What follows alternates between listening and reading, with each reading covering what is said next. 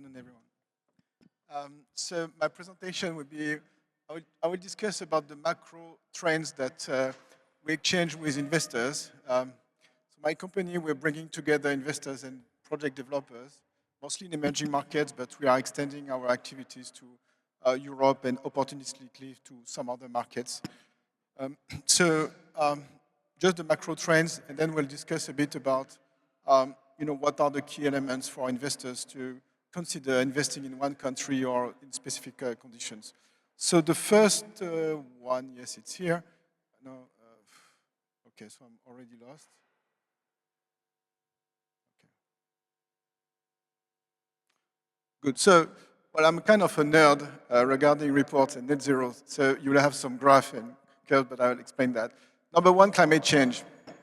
Well, on the right side, you can see that so for now, since I would say 10 years, the science is very clear that climate change is mostly due to human-made emissions.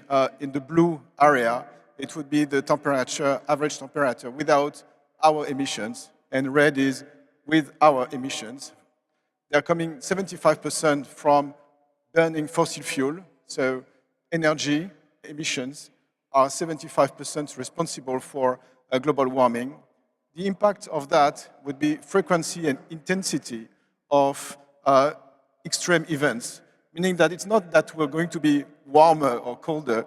It means that the super cold winter that happens one every 100 years would happen one out of 50 years, then 40, 20 years. And it's going to be even colder all the time. So that's climate change. So that's the big rationale behind the energy transition. That's one. We have a carbon budget. So it's very clear. We know, CO2 emissions, it's like a layer above the Earth. And the thicker is the layer, the warmer it gets, on average. So we know exactly how much emissions are left ahead of us to reach either plus 2 degrees, plus 2.5, etc. It's very clear, actually.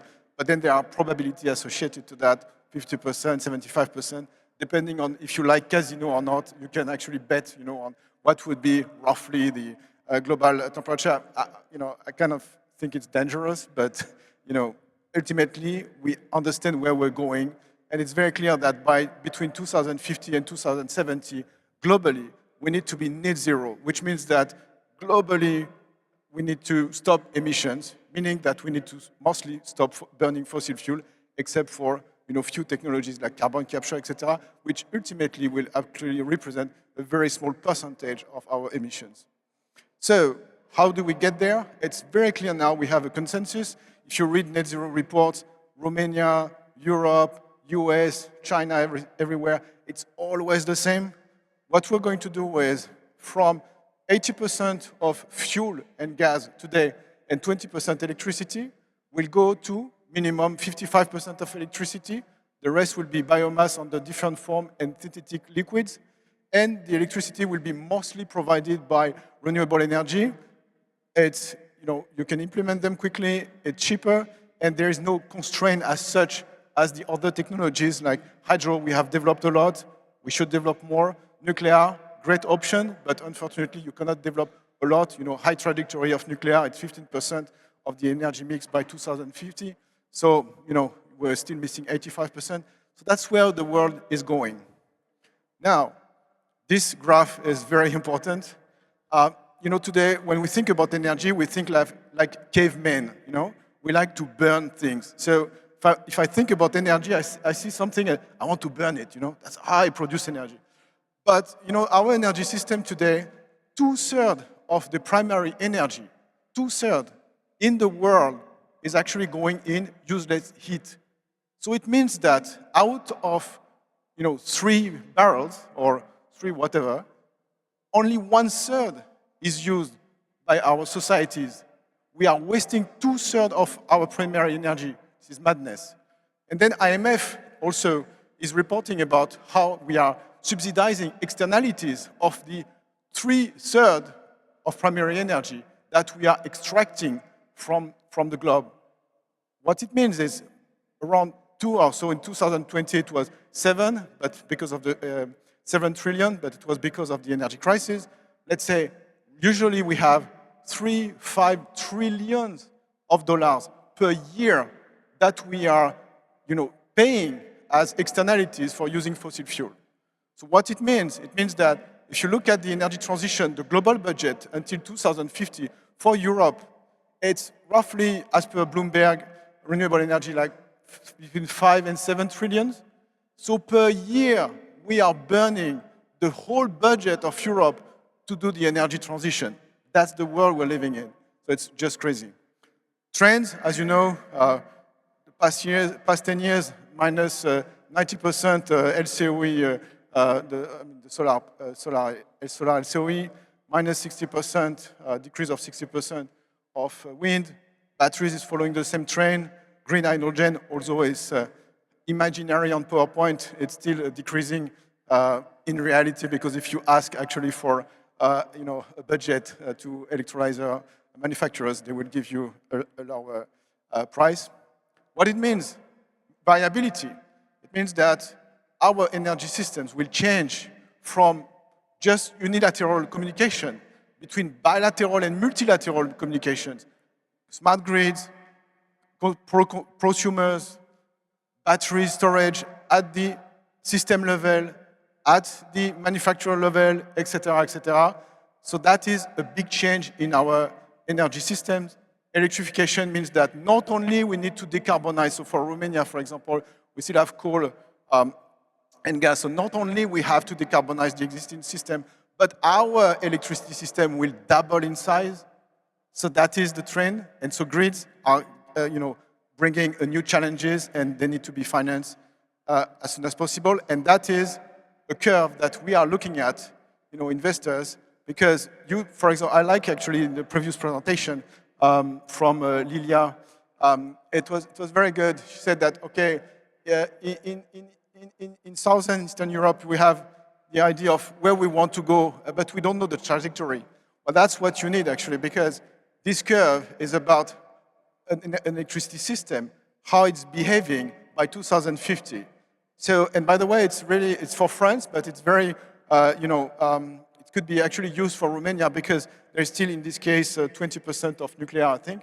So that's how it's going to behave. So it's a completely change of behavior. So if you anticipate that, then you can plan the grid, storage, regulatory framework, etc. And so the utilities, they have to produce that net zero scenario. Investment, 40% today is about renewable energy. Batteries are coming, grids, a lot, 5% nuclear. So we can see a trend where there is a decrease in investment in fossil fuel, and renewable energy is taking a bigger share and lowering the energy demand. As you know, now there is a reduction plan by REPowerEU, minus 40%. It's huge by 2030. So these are, very strong regulatory framework backing them. So I pass on that. So a constraint and solution, everybody talk about that, so, and rightly, actually. So just a few things. Prices, we talk about LCOE, it's very clear. Now investors, remember, what we've seen, what they have seen is retroactive laws in 2010, 2011, in Bulgaria, in Spain, in Italy, in France, temporary stop. So although you may have a good framework ongoing, etc., want to see, okay, if I produce electricity at this price, is it sustainable? If you believe that the country will actually pay for penalties for 20 years, that's never going to happen. Something will burst at a point in time. It happened in Ukraine, by the way. So people, investors, they're now going back to reality. What does it mean if I inject electricity on the grid? Is it affordable? Is it adequate? Is my environment acceptable or not? That's how investors think today, and that's what they're going to look at in a country.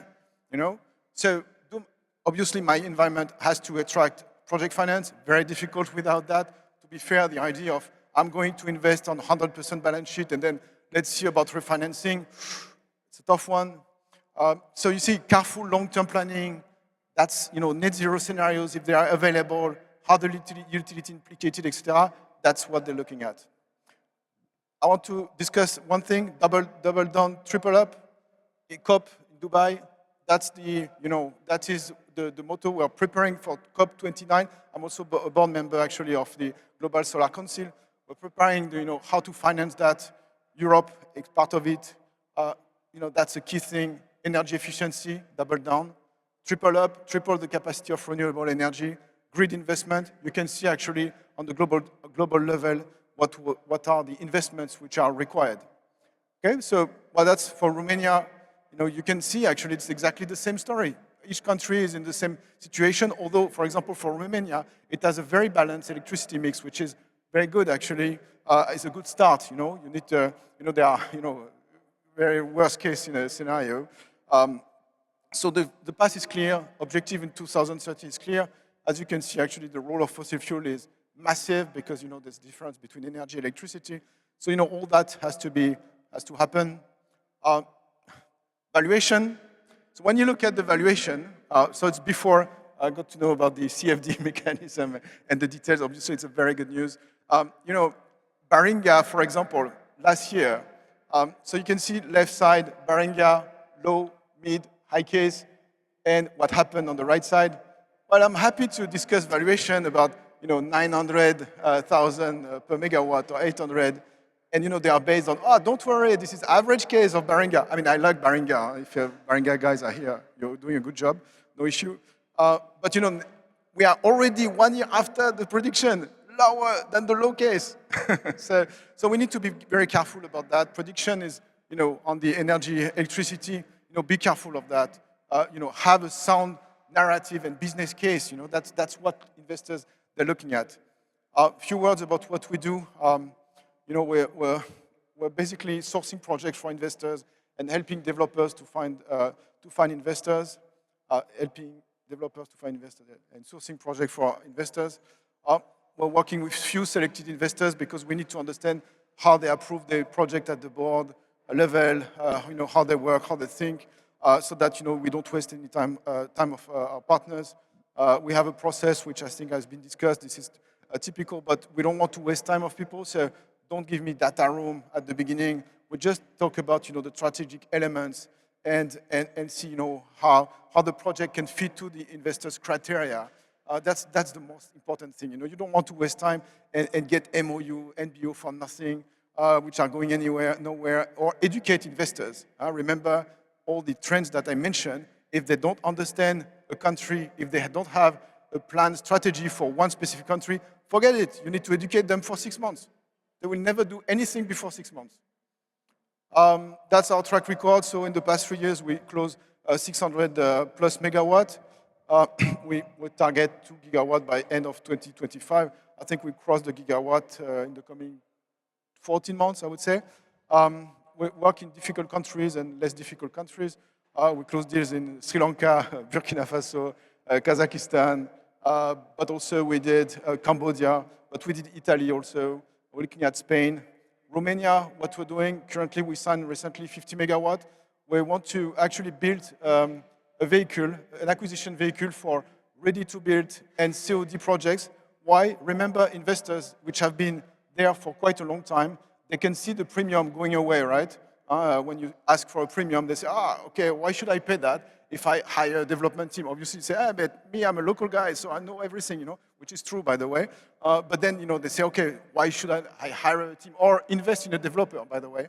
That's also another solution. So, when you yourself, you are a developer and having a business case where you want to sell your project that's ready to build, etc., you need to find investors which are somehow ready to give up, actually, this premium, which is fine. So we're looking at that. We found some projects.